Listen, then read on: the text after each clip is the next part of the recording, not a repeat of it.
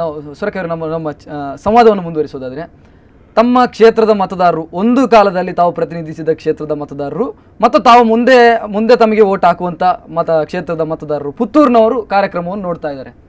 ಪುತ್ತೂರಲ್ಲಿ 2 ಬಾರಿ ಶಾಸಕರಾಗಿ ಆಗಿದ್ದಂಥವ್ರು ಸೊರಕೆ, ಪುತ್ತೂರಿಗೆ ಏನು ಕೊಡುಗೆ ಕೊಟ್ಟಿದ್ದೀರಿ? ನಾನು ಮೊದಲೇ ಹೇಳಿದೆ, ಒಂದು ಅಕ್ರಮ ಸಕ್ರಮ ಅನ್ನುವಂಥ ಕಾನೂನು ಬರಲಿಕ್ಕೆ ನಾವೇ ಚಳುವಳಿ ಪ್ರಥಮವಾಗಿ ಪ್ರಾರಂಭ ಮಾಡಿದೆವು. ಆ ಕಾನೂನು ಬಂದಂಥ ಸಮಯದಲ್ಲಿ ಆಯಾ ಕ್ಷೇತ್ರದ ಶಾಸಕರು, ಅಧ್ಯಕ್ಷರು, ನಾವು 30,000 ಅರ್ಜಿ ಪ್ರಿಂಟ್ ಮಾಡಿ ಪ್ರತಿ ಗ್ರಾಮಕ್ಕೆ ಹೋಗಿ ಅರ್ಜಿ ಕಲೆಕ್ಟ್ ಮಾಡುವಂಥ ಕೆಲಸ ಕಾರ್ಯವನ್ನು ಮಾಡಿದೆವು. 28,500 ಅರ್ಜಿಗೆ ನಾವು ಕಲೆಕ್ಟ್ ಮಾಡಿದ್ದು. ಅದರಲ್ಲಿ 30 ವರ್ಷ 40 ವರ್ಷ ಹಕ್ಕುಪತ್ರ ಸಿಗದೆ ಇರುವಂಥದ್ದು ಇತ್ತು. ಅದನ್ನು ಬರೀ 1.5 ವರ್ಷ ಒಳಗಡೆ 22,000 ಜನರಿಗೆ ಮಂಜೂರು ಮಾಡುವಂಥ ಕೆಲಸ ಕಾರ್ಯ ಮಾಡಿದೆವು. ಸಾಧಾರಣ 1.5 ಲಕ್ಷ ಎಕರೆ ಜಾಗೆಯನ್ನು ಮಂಜೂರು ಮಾಡುವಂಥ ಕೆಲಸ ಕಾರ್ಯವನ್ನು ಮಾಡಿದೆವು. ಅದೊಂದು ಪುಣ್ಯದ ಅವಕಾಶ ನಾನು ಶಾಸಕನಾಗಿರುವಾಗ. ಅದೇ ರೀತಿಯಲ್ಲಿ ಅಂಗನವಾಡಿ ವ್ಯವಸ್ಥೆ ಇರಲಿಲ್ಲ ಅಲ್ಲಿ. ಸಾಧಾರಣ 350ಕ್ಕಿಂತ ಮಿಕ್ಕಿ ಅಂಗನವಾಡಿ ವ್ಯವಸ್ಥೆಯನ್ನು ಸಾಧಾರಣ 700 ಹೆಣ್ಣು ಮಕ್ಕಳಿಗೆ ಕೆಲಸ ಸಿಗುವಂಥದ್ದು ಅವಕಾಶ ಪ್ರತಿ ಹಳ್ಳಿಯಲ್ಲಿ ಕೂಡ ಅಂಥ ವ್ಯವಸ್ಥೆಯನ್ನು ತಂದೆವು. ನಾವು ಪ್ರತಿ ಗ್ರಾಮಕ್ಕೆ ಒಂದು ನೀಲಿ ನಕಾಶೆಯನ್ನು ತಯಾರು ಮಾಡಿತ್ತು. 4 ಗ್ರಾಮಕ್ಕೆ ಒಂದು ಹೈಸ್ಕೂಲು, 6 ಗ್ರಾಮಕ್ಕೆ ಒಂದು ಜೂನಿಯರ್ ಕಾಲೇಜ್, ಈ ರೀತಿಯಾಗಿ ಮಾಡಬೇಕು ಅಂತೇಳಿ. ಅದೇ ರೀತಿಯಲ್ಲಿ ಅಲ್ಲಿ ವೆಟರ್ನರಿ 4 ಗ್ರಾಮಕ್ಕೆ ಹೊಂದಿಕೊಂಡು, ಒಂದು ಮಂಡಲ ಪಂಚಾಯತ್ಗೆ ಹೊಂದಿಕೊಂಡು ಒಂದು ವೆಟರ್ನರಿ ಆಸ್ಪತ್ರೆ, ಒಂದು ಪ್ರಾಥಮಿಕ ಆರೋಗ್ಯ ಕೇಂದ್ರ, ಕುಡಿಯುವ ನೀರಿನ ವ್ಯವಸ್ಥೆ, ಮೂಲಭೂತವಾದಂಥ ಸೌಲಭ್ಯಗಳನ್ನು ಆವಾಗ ಈಗ ಶಾಸಕರಿಗಿದ್ದಂಥ ಸೌಲಭ್ಯ ಇರಲಿಲ್ಲ. ಆದರೂ ಕೂಡ ಸಾಕಷ್ಟು ರೀತಿಯಲ್ಲಿ ಅನುದಾನವನ್ನು ಜೋಡಣೆ ಮಾಡಿಕೊಂಡು ಬರುವಂಥ ಕೆಲಸ ಕಾರ್ಯ. ವಿದ್ಯಾಭ್ಯಾಸಕ್ಕೆ ಹೊಂದಿಕೊಂಡು ಜೂನಿಯರ್ ಕಾಲೇಜುಗಳನ್ನು ಭಾಳಷ್ಟು ಕಡೆಗಳಲ್ಲಿ ನಾವು ಮಾಡಿದ್ದೇವೆ. ಪ್ರಥಮ ದರ್ಜೆ ಕಾಲೇಜನ್ನು ಬೆಟ್ಟಂಪಾಡಿಯಲ್ಲಿ ಪ್ರಥಮ ದರ್ಜೆ ಕಾಲೇಜನ್ನು ಪ್ರಾರಂಭ ಮಾಡಿದೆವು. ನಂತರ ITI ಕಾಲೇಜು, ವುಮೆನ್ಸ್ ITI ಕಾಲೇಜನ್ನು ಪುರುಷರ ಕಟ್ಟೆಯಲ್ಲಿ ನೆರಿಮಗರ್ನ ಹತ್ರ ಅಲ್ಲಿ ITI ಕಾಲೇಜನ್ನು ಮಾಡಿ ಅದಕ್ಕೆ ಪೋಸ್ಟ್ ಮೆಟ್ರಿಕ್ ಹಾಸ್ಟೆಲನ್ನು ಮಾಡಿದೆವು. ನಂತರ ಇನ್ನೂ ಪಾಲಿಟೆಕ್ನಿಕ್ ಕಾಲೇಜ್ ತರಬೇಕು ಅಂತೇಳಿ ನಮ್ಮ ಉದ್ದೇಶ. ಮುಂದಕ್ಕೆ ಸರ್ಕಾರಿ ಪಾಲಿಟೆಕ್ನಿಕ್ ಬರಬೇಕು, ಅದೇ ರೀತಿಯಾಗಿ ಸರ್ಕಾರಿ ಇಂಜಿನಿಯರಿಂಗ್ ಕಾಲೇಜ್ ಆಗಬೇಕು, ಸರ್ಕಾರಿ ಮೆಡಿಕಲ್ ಕಾಲೇಜ್ ಆಗಬೇಕು ಅನ್ನುವಂಥ ರೀತಿಯ ಒಂದು ನಿರೀಕ್ಷೆ ನಮ್ಮ ಹತ್ರ ಇತ್ತು. ಪಾಲಿಟೆಕ್ನಿಕ್ ಕಾಲೇಜು ಇಡೀ ಕರ್ನಾಟಕ ರಾಜ್ಯದ ಪಟ್ಟಿಯಲ್ಲಿ ಪ್ರಥಮವಾಗಿತ್ತು. ಸರ್ಕಾರಿ ಪಾಲಿಟೆಕ್ನಿಕ್ ಕಾಲೇಜು ಪುತ್ತೂರಿಗೆ ಪ್ರಥಮ ಅಂತೇಳಿತ್ತು. 1994ನೇ ಇಸವಿಯಲ್ಲಿ ನನಗೆ ಸೋಲಾಯಿತು. ನಂತರ ಅದನ್ನು ಮುಂದುವರಿಸಲಿಕ್ಕೆ ಸಾಧ್ಯ ಆಗಲಿಲ್ಲ. ಸಾಕಷ್ಟು ರೀತಿಯಲ್ಲಿ ನಮ್ಮ ನದಿ ಹರಿದು ಹೋಗ್ತದೆ. ನೇತ್ರಾವತಿ ನದಿ ಹರಿತದೆ, ಕುಮಾರಧಾರ ನದಿ ಹರಿತದೆ, ಅದೇ ರೀತಿ ಸುಳ್ಯದ ಹತ್ತಿರ ನದಿ ಪಯಸ್ವಿನಿ ಹರಿದು ಹೋಗ್ತದೆ. ಅದರಿಂದ ನೀರಾವರಿಗೋಸ್ಕರ ರೈತರ ಇದಕ್ಕೆ ಕೃಷಿಗೋಸ್ಕರ ನೀರಾವರಿಗೋಸ್ಕರ ಏತ ನೀರಾವರಿ ಮಾಡಬೇಕು ಅನ್ನೋಂಥ ಯೋಜನೆಯನ್ನು ಹಾಕ್ಕೊಂಡಿದ್ದೆವು. SM ಕೃಷ್ಣ ಅವರು ಇರಿಗೇಷನ್ ಮಿನಿಸ್ಟರ್ ಇದ್ದರು ಆವಾಗ. ಅವರ ಲೈನ್ ಎಸ್ಟಿಮೇಟ್ ಆವಾಗೆಲ್ಲ ಮಾಡಿಕೊಂಡು ಅದು ಮಂಜೂರಾತಿ ಹಂತದಲ್ಲಿ ಇತ್ತು. ಅದೇ ರೀತಿಯಲ್ಲಿ 100 ಬೆಡ್ ಹಾಸ್ಪಿಟಲ್ ಆಗಬೇಕು. ಅದೇ ರೀತಿಯಲ್ಲಿ ಮಿನಿ ವಿಧಾನಸೌಧ. ನಾನು ಕೇಳೋದಾದರೆ 2 ಬಾರಿ ತಾವು ಶಾಸಕರಾಗಿದ್ದಾಗ ಮಾಡಿದ ಕೆಲಸದ ಬಗ್ಗೆ ತಮಗೆ ತೃಪ್ತಿ ಇದೆಯಾ? ಪುತ್ತೂರಲ್ಲಿ 100ಕ್ಕೆ 100 ಪಾಲು ತೃಪ್ತಿ ಇದೆ. ಜನರ ನೆನಪಿನ ಶಕ್ತಿ ಬರೀ 6 ತಿಂಗಳು ಅಥವಾ 1 ವರ್ಷ, ಆದರೆ ಜನ ಇನ್ನೂ ಕೂಡ ನೆನಪಿಟ್ಟಿದ್ದಾರೆ. ಅಷ್ಟು ಗೌರವದಿಂದ ನಮ್ಮನ್ನು ಮಾತಾಡಿಸ್ತಾರೆ. ಇಡೀ ಕರ್ನಾಟಕ ರಾಜ್ಯದಲ್ಲಿ ಪುತ್ತೂರು ಕ್ಷೇತ್ರ ಪ್ರಥಮ ಅನ್ನುವಂಥ ರೀತಿಯ ಒಂದು ಬಹುಮಾನ ಪಡೆಯುವಂಥ ಅವಕಾಶ ಕೂಡ ಆಗಿತ್ತು. ಸರಿ, ನಾನು ಮತ್ತೆ ಸಂಸದರಾಗಿ ಉಡುಪಿಯಲ್ಲಿ ಕೆಲಸ ಮಾಡಿದ್ರಿ. ಉಡುಪಿಯ ಸಂಸದರಾಗಿ ತಾವು ಉಡುಪಿಗೆ ಕೊಟ್ಟಂಥ ಕೊಡುಗೆಗಳು ಏನು? ಉಡುಪಿಯ ಸಂಸದರಾಗಿ ನಮ್ಮಲ್ಲಿ ಸಾಕಷ್ಟು ನದಿ ಹರಿದು ಹೋಗ್ತದೆ, ಹೋಗಿ ಸಮುದ್ರಕ್ಕೆ ಸೇರ್ತದೆ. 13 ನದಿಗಳಿದೆ. ಆ ನೀರು ನಾವು ಕುಡಿಲಿಕ್ಕೆ ನೀರಿಲ್ಲ ಬೇಸಿಗೆ ಕಾಲದಲ್ಲಿ, ಉಪ್ಪಿನೀರು. ಅದಕ್ಕೋಸ್ಕರ ವಾರಾಹಿ ಯೋಜನೆ ಏನಿತ್ತು ಅದು 1983ನೇ ಇಸ್ವಿಯಲ್ಲಿ ಫೌಂಡೇಶನ್ ಸ್ಟೋನ್ ಹಾಕಿದರು ಆಗಿನ ಮುಖ್ಯಮಂತ್ರಿ ಗುಂಡೂರಾಯರು. ಸಕ್ಕರೆ ಕಾರ್ಖಾನೆ, ಅದೇ ರೀತಿಯಾಗಿ ವಾರಾಹಿ ಯೋಜನೆ ಹಾಗೇ ಬಾಕಿ ಆಗಿತ್ತು. ಫಾರೆಸ್ಟ್ ಕ್ಲಿಯರೆನ್ಸ್ ಆಗಿಲ್ಲ ಆಯಿತು. ನಾವು ಇವತ್ತು ಅದರ ಹಿಂದೆ ಬಿದ್ದು ಫಾರೆಸ್ಟ್ ಟೀಮನ್ನು ಇಲ್ಲಿ ಕರ್ಕೊಂಡು ಬಂದು ಇಲ್ಲಿ ಫಾರೆಸ್ಟ್ ಕ್ಲಿಯರೆನ್ಸ್ ಮಾಡುವಂಥ ಕೆಲಸ ಕಾರ್ಯವನ್ನು ಮಾಡಿದೆವು. ಮಾಡಿ ವಾರಾಹಿ ಯೋಜನೆ ಆಸ್ಕರ್ ಫೆರ್ನಾಂಡಿಸರ ನೇತೃತ್ವದಲ್ಲಿ ಮುಖ್ಯಮಂತ್ರಿಗಳು SM ಕೃಷ್ಣರನ್ನು ಭೇಟಿ ಮಾಡಿ ನಾವು 350 ಕೋಟಿ ರೂಪಾಯಿ ನೀರಾವರಿ ನಿಗಮದ ಮುಖಾಂತರ ಆ ಯೋಜನೆಗೆ ಇಡಿಸುವಂಥ ಕೆಲಸ ಕಾರ್ಯವನ್ನು ಮಾಡಿದೆವು. ನಂತರ ನಮಗೆ ವಾರಾಹಿಯ ನೀರೇ ಉಡುಪಿಗೆ ತರಬೇಕು ಅಂತೇಳಿ ನಮ್ಮ ಮನಸ್ಸಲ್ಲಿತ್ತು. ಡಾಕ್ಟರ್ ವಿ ಎಸ್ ಆಚಾರ್ ಅವರ ಎಲ್ಲ ಅಭಿವೃದ್ಧಿ ಕೆಲಸ ಕಾರ್ಯಗಳಲ್ಲಿ ಡಾಕ್ಟರ್ ವಿ ಎಸ್ ಆಚಾರ್ ಅವರ ಸಲಹೆ ನಾವು ಕೇಳ್ತಾ ಇದ್ದೆವು. ವಿ ಎಸ್ ಆಚಾರ್ ಅವರ ಅಭಿಪ್ರಾಯ ಏನಿತ್ತು ಅಂತ ಹೇಳಿದರೆ, ನಾವು ಇಲ್ಲಿಂದಲೇ ಸ್ವರ್ಣ ನದಿಯಿಂದಲೇ ನೀರು ತರಬೇಕು ಅನ್ನುವಂಥ ರೀತಿಯ ಅಭಿಪ್ರಾಯ ಇತ್ತು. ಹಾಗಾಗಿ ಸ್ವರ್ಣ ಯೋಜನೆಯನ್ನು ಉಪಯೋಗ ಮಾಡುವಂಥ ರೀತಿಯಲ್ಲಿ, ಅದೇ ರೀತಿಯಲ್ಲಿ ಮುಂದಕ್ಕೆ ಮುಲ್ಕಿ ಪಟ್ಟಣಕ್ಕೆ ಅಲ್ಲಿಯ ಬದಿಯ ಸುಪರ್ಣಿಕ ಆ ನದಿಯ ನೀರನ್ನು ಉಪಯೋಗ ಮಾಡಬೇಕು ಅನ್ನುವಂಥ ರೀತಿಯಲ್ಲಿ ಕಾರ್ಯಕ್ರಮ ಹಾಕ್ಕೊಂಡಿದ್ದೆವು. ಕುಡಿಯೋ ನೀರಿನ ವ್ಯವಸ್ಥೆಗೋಸ್ಕರ ಆವಾಗ ಹೊಸ ಯೋಜನೆ ಬಂತು. ರಾಜೀವ್ ಗಾಂಧಿ ವಾಟರ್ ಮಿಷನ್ ಇತ್ತು, ನಂತರ ಬದಲಾವಣೆ ಆಗಿ ಪ್ರಧಾನಮಂತ್ರಿ ಒಂದು ಯೋಜನೆ ಬಂತು. ಅದರಲ್ಲಿ ಇಡೀ ಕರ್ನಾಟಕ ರಾಜ್ಯದಲ್ಲಿ 100 ಕೋಟಿ ಯೋಜನೆ ಕೊಡಬೇಕು ಅನ್ನುವಂಥ 10% ದುಡ್ಡು ನಾವು ಕಲೆಕ್ಟ್ ಮಾಡಬೇಕಾಗಿತ್ತು. ನಾವು ಸ್ವತಃ ಕಲೆಕ್ಟ್ ಮಾಡಿ 10 ಕೋಟಿ ರೂಪಾಯಿ ಕಲೆಕ್ಟ್ ಮಾಡಿ 100 ಕೋಟಿ ಯೋಜನೆ ತರಬೇಕು ಅನ್ನುವಂಥ ರೀತಿಯ ಕಾರ್ಯಕ್ರಮವನ್ನು ಹಾಕ್ಕೊಂಡೆವು. ನಮ್ಮ ಉದ್ದೇಶ ಇತ್ತು, ನದಿಗಳಿಂದಲೇ ಜಾಕ್ವೆಲ್ ಹಾಕಿ ನೀರನ್ನು ಎತ್ತಿ ಪ್ಯೂರಿಫೈ ಮಾಡಿ 4-5 ಗ್ರಾಮಗಳಿಗೆ ಒಟ್ಟಿಗೆ ಕೊಡಬೇಕು ಅನ್ನುವಂಥ ರೀತಿ ಕಾರ್ಯಕ್ರಮ. ಸೊರಕೆಯವರೇ, ನಮ್ಮ ಮಾತನ್ನು ಅರ್ಧಕ್ಕೆ ನಿಲ್ಲಿಸಿದ್ದಕ್ಕೆ ಕ್ಷಮಿಸಿ. ನನಗೊಂದು ತುಂಟತನದ ಪ್ರಶ್ನೆ ಒಂದು ಉದ್ಭವವಾಗ್ತಾ ಇದೆ. ಇದು ಸದಾನಂದ ಗೌಡರ ಪ್ರಭಾವ ಸೊರಕೆಯವರ ಮೇಲೋ ಅಥವಾ ಸೊರಕೆಯವರ ಪ್ರಭಾವ ಸದಾನಂದ ಗೌಡರ ಮೇಲೋ ಅನ್ನುವಂಥದ್ದು.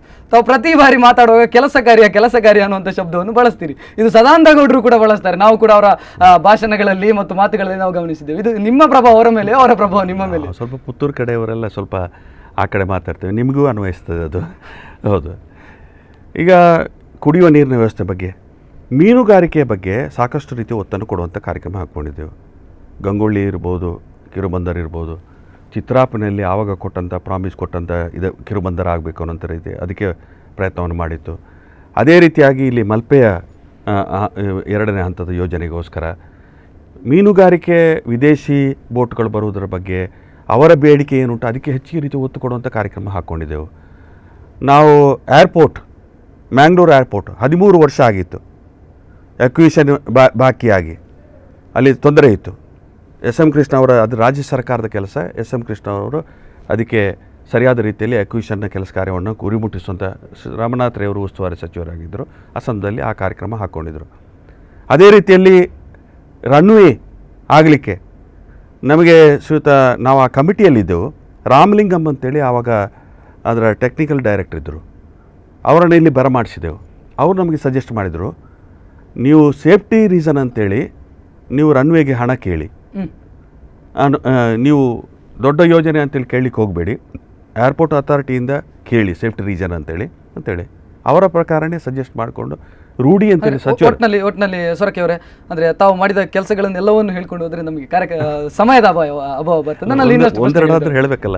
ನೀವು ಕೇಳಿದಿರಿ ಉಡುಪಿ ಇದರ ಬಗ್ಗೆ ಏನು ಅಂತೇಳಿ. ಅಲ್ಲಿಯ ರನ್ವೇ ಕೆಲಸ ಕಾರ್ಯಕ್ಕೆ 54 ಕೋಟಿ ರೂಪಾಯಿಗಳನ್ನು ಮಂಜೂರು ಮಾಡಿಸಿರ್ಬೇಕಾದ್ರೆ ರನ್ವೇ ಕೆಲಸಕ್ಕೆ ಪ್ರಾರಂಭ ಆಯಿತು. ಅದೇ ರೀತಿಯಲ್ಲಿ ಇಂಟರ್ನ್ಯಾಷನಲ್ ಏರ್ಪೋರ್ಟ್ ಆಗಬೇಕು ಅನ್ನುವಂಥ ರೀತಿಯಲ್ಲಿ ಅದಕ್ಕೆ ಬೇಕಾಗುವಂಥ ಎಲ್ಲ ಎಕ್ವಿಷನ್ ಕೆಲಸ ಕಾರ್ಯವನ್ನು ಕೂಡ ತಯಾರು ಮಾಡಿಕೊಂಡೆವು. ಇಲ್ಲಿ ನಮ್ಮ ಮ್ಯಾಂಗ್ಳೂರು ಪೋರ್ಟು ಏರ್ಪೋರ್ಟ್ ಇದೆ, ರೈಲ್ವೆ ರೂಟ್ ಇದೆ, 3 ನ್ಯಾಷನಲ್ ಹೈವೇ ಇದೆ, ಗೇಟ್ವೇ ಆಫ್ ಇಂಡಿಯಾ ಆಗುವಂಥ ಅವಕಾಶ ಇದೆ. ನಮ್ಮ ಪೋರ್ಟಿಗೆ ಗೇಟ್ವೇ ಆಫ್ ಕರ್ನಾಟಕ ಮಾತ್ರ ಅಲ್ಲ, ಇಂಡಿಯಾ ಆಗುವಂಥ ಅವಕಾಶ ಇದೆ. ಅದಕ್ಕೆ ಕೂಡ ಇನ್ನು ಅದಕ್ಕೆ ಒತ್ತು ಕೊಡಬೇಕು ಅನ್ನೋಂಥ ಕಾರ್ಯಕ್ರಮ ಹಮ್ಮಿಕೊಂಡೆವು. ಅದೇ ರೀತಿಯಲ್ಲಿ ಇವತ್ತು ರೀಜನಲ್ ಇಂಜಿನಿಯರಿಂಗ್ ಕಾಲೇಜ್ ಇತ್ತು, ಇದನ್ನು IIT ಮಾಡಬೇಕು ಅಂತೇಳಿ 32 ಜನ ಲೋಕಸಭಾ ಸದಸ್ಯರು ನಾವು ಸಿಗ್ನೇಚರ್ ಮಾಡಿ, ಮನೋಹರ್ ಜೋಶಿರವರು ಇದ್ದರು ಸಚಿವರಾಗಿ, ಅವ್ರ ಹತ್ರ ನಾವು ಒತ್ತಾಯವನ್ನು ತರ್ತಾಯಿತ್ತು. ಆದರೆ IIT ಆಗಲಿಲ್ಲ, NITK ಆಯಿತು. ಅದೇ ರೀತಿಯಲ್ಲಿ ನ್ಯಾಷನಲ್ ಹೈವೇ ಈಗ ಗೋಲ್ಡನ್ ಕಾರಿಡಾರ್ಟಲ್ಲಿ ಬರುವಂಥ ಸಮಯದಲ್ಲಿ ಅದಕ್ಕೆ connectivity major port to major port connectivity, golden ಕಾರಿಡಾರ್ಟರ್ಗೆ ಕನೆಕ್ಟಿವಿಟಿಯ ಇದು ಕಾರ್ಯಕ್ರಮ ಇತ್ತು. ನಮ್ಮ ಕರ್ನಾಟಕ ರಾಜ್ಯದಿಂದ ಯಾವುದೇ ರೀತಿಯ ಇದನ್ನು ಕೂಡ ತಗೊಂಡಿಲ್ಲ ಆಯಿತು. ನಾವು ಎಸ್ ಎಂ ಕೃಷ್ಣ ಅವರು ಲೋಕೋಪಯೋಗಿ ಸಚಿವರಾದಂಥ ಧರ್ಮಸಿಂಗ್ರವ್ರನ್ನ ಒತ್ತಾಯ ಮಾಡಿ ಪ್ರಸ್ತಾಪವನ್ನು ಕಳಿಸಿದೆವು. 4 ಲೈನ್ ನ್ಯಾಷನಲ್ ಹೈವೇ ಆ ಸಂದರ್ಭದಲ್ಲಿ ಕಳಿಸಿದೆವು. ಈ ರೀತಿಯಲ್ಲಿ ನಾವು ಇವತ್ತು ರೈಲ್ವೆ ರೂಟ್ ಇರ್ಬೋದು, ರೈಲ್ವೆ ಸ್ಟಾಪ್ ಇರ್ಬೋದು, ರಾಜಧಾನಿ ಸ್ಟಾಪ್ ಇಲ್ಲಿ ಉಡುಪಿಯಲ್ಲಿ ಆಗಬೇಕಂತೇಳಿ ಆಯಿತು, ರಾಜಧಾನಿ ಸ್ಟಾಪನ್ನು ಮಾಡಿದೆವು. ಅದೇ ರೀತಿಯಾಗಿ ಇವತ್ತು ಬಾರ್ಕೂರಲ್ಲಿ ಸ್ಟಾಪು, ಕುಂದಾಪುರದಲ್ಲಿ ಸ್ಟಾಪು, ರೈಲ್ವೆ ನಿಲ್ದಾಣದ ಪರಿಸರದಲ್ಲಿ ಅಲ್ಲಿಯ ಪರಿಸರದವರು ಒಂದು ಕಮಿಟಿ ಮಾಡಿಕೊಂಡು ಎಲ್ಲ ಇಲಾಖೆಯವರು ಕೂಡ ಒಟ್ಟಿಗೆ ಸೇರಿಸ್ಕೊಂಡು ಕೊಂಕಣ ರೈಲ್ವೆ ರೂಟ್ನಲ್ಲಿ ಅಂಥ ಒಂದು ಕಾರ್ಯಕ್ರಮ ಹಾಕ್ಕೊಳ್ಳುವಂಥ ರೀತಿಯಲ್ಲಿ ಇಷ್ಟೆಲ್ಲ ಮಾಡಿದವರು ಮನೋರಮ ಮಧ್ವರಾಜ್ ಎದುರು ಯಾಕೆ ಸೋತ್ರಿ? ಮನೋರಮ ಮಧ್ವರಾಜರ ವಿಷಯ ಅಲ್ಲ. ಮೈಸೂರಿನಿಂದ ಹಿಡಿದು ಮಂಗಳೂರು ಇರ್ಬೋದು, ಉಡುಪಿ ಇರ್ಬೋದು, ಕಾರವಾರ ಇರ್ಬೋದು, ಅಥವಾ ಧಾರವಾಡ ಅಥವಾ ಗದಗ, ಹಾವೇರಿ, ಬೆಳಗಾಂ, ಚಿಕ್ಕೋಡಿ, ಬಾಗಲಕೋಟೆ, ಬಿಜಾಪುರ, ನಂತರ ಬಿದರ್, ಒಂದೇ ಒಂದು ಕ್ಷೇತ್ರದಲ್ಲಿ ನಾವು ಗೆದ್ದಿಲ್ಲ. ಆ ಸಂದರ್ಭದಲ್ಲಿ ಒಂದು ರೀತಿಯಲ್ಲಿ ವಾಜಪೇಯಿ ಅವರ ಬಗ್ಗೆ ಒಂದು ರೀತಿಯ ಗಾಳಿ ಇತ್ತು.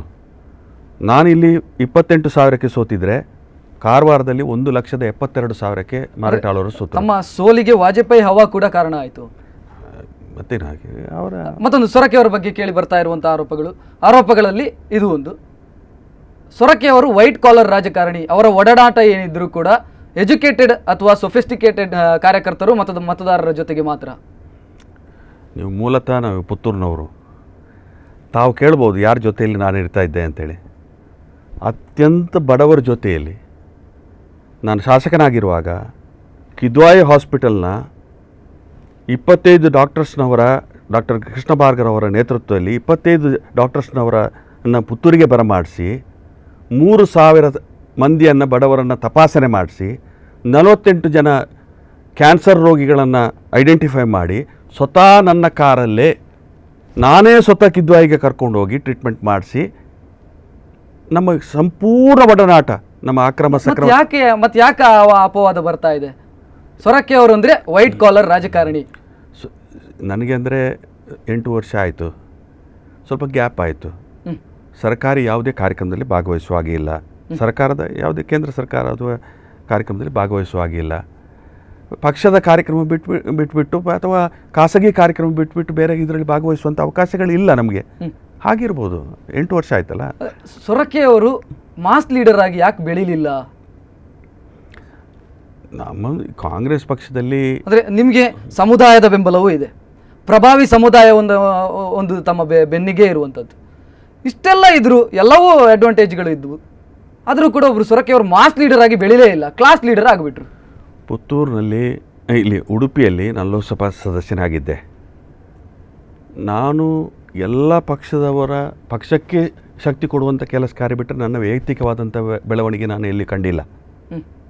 24ರಲ್ಲಿ 24 ಜಿಲ್ಲಾ ಪಂಚಾಯತ್ ಗೆದ್ದೆವು, ತಾಲೂಕ್ ಪಂಚಾಯತ್ ಎಲ್ಲ ತಾಲೂಕ್ ಪಂಚಾಯತ್ ಗೆದ್ದೆವು. ಅದೇ ರೀತಿಯಲ್ಲಿ ಮಂಗಳೂರಲ್ಲಿ ನನ್ನ ಉಡುಪಿ ಲೋಕಸಭಾ ಕ್ಷೇತ್ರದಲ್ಲಿ ಎಲ್ಲ ಜಿಲ್ಲಾ ಪಂಚಾಯತ್ ನಾವು ಗೆದ್ದಿದ್ದೆವು, ಎಲ್ಲ ತಾಲೂಕ್ ಪಂಚಾಯತ್ ಗೆದ್ದಿದ್ದೆವು, ಪುರಸಭೆ ಗೆದ್ದಿದ್ದೆವು. ಪಕ್ಷದ ಶಕ್ತಿಯೇ ನಮ್ಮ ಶಕ್ತಿ ಅನ್ನುವಂಥ ರೀತಿಯಲ್ಲಿ ವಿನಯ್ ಕುಮಾರ್ ಸೊರಕೆ ಅಥವಾ ನಾವು ಏನೂ ಅಲ್ಲ. ಪಕ್ಷ ಇಲ್ದಿದ್ರೆ ನಾವೇನು? ಪಕ್ಷದ ಶಕ್ತಿ ನಮ್ಮ ಶಕ್ತಿ. ಓಕೆ ಸೊರಕೆ ಅವರೇ, ನನ್ನ ಇನ್ನಷ್ಟು ಪ್ರಶ್ನೆಗಳಿದ್ದಾವೆ, ನಾನು ಅದನ್ನು ಮುಂದಿನ ಭಾಗದಲ್ಲಿ ತಮ್ಮಲ್ಲಿ ಕೇಳ್ತೇನೆ. ಅದಕ್ಕಿಂತ ಮೊದಲು ನಾವು ಕಾರ್ಯಕ್ರಮದಲ್ಲಿ ಒಂದು ಬ್ರೇಕ್ ಅಂತ ತೆಗೆದುಕೊಳ್ಬೇಕಾಗಿದೆ. ವೀಕ್ಷಕರೇ, ತಿರುಗುಬಾಣದಲ್ಲಿ ಈಗ ಒಂದು ಪುಟ್ಟ ಬ್ರೇಕ್.